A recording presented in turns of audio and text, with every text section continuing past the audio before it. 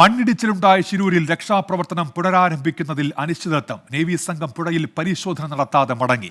രക്ഷാപ്രവർത്തനം പൂർണ്ണമായി അവസാനിപ്പിച്ചുവെന്ന് അർജുന്റെ കുടുംബം ആരോപിച്ചു. ശിരൂർ ദൗത്യത്തിന്റെ 14ാം ദിനം.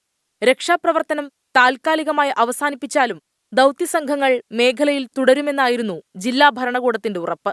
എന്നാൽ അപകടസ്ഥലത്തുള്ളത് ദേശീയപാതയിലെ മണ്ണ് നീക്കം ചെയ്യുന്ന ഒരു JCBയും 3 പോലീസ് ഉദ്യോഗസ്ഥരും മാത്രം.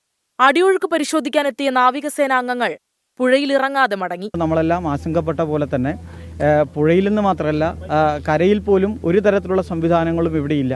രാവിലെ നേവിയിലെ ചില ഉദ്യോഗസ്ഥർ ഇവിടെ എത്തിയിരുന്നു, പക്ഷേ പിന്നീട് അവരും മടങ്ങിപ്പോകുന്ന സാഹചര്യമാണ് ഉണ്ടായത്. പൂർണ്ണമായും ഒരു തരത്തിലുള്ള ഒരു പ്രവർത്തനവും നടക്കാത്ത നിലയിലേക്ക് ഈ സ്ഥലം പൂർണ്ണമായി മാറിയിരിക്കുകയാണ്. പ്രതീക്ഷ നഷ്ടപ്പെട്ടുവെന്ന് അർജുന്റെ കുടുംബം.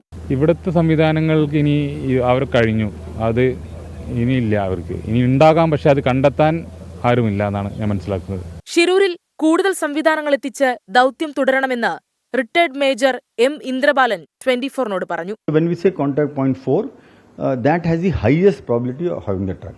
4 points ഏതെങ്കിലും ഒരു ട്രക്ക് 100% ആണ്. ഡ്രഡ്ജിംഗ് യന്ത്രം ഉപയോഗിക്കാനുള്ള സാധ്യത പരിശോധിക്കാൻ തൃശൂരിൽ നിന്നുള്ള ടെക്നിക്കൽ സംഘം ശിരൂരിലെത്തും.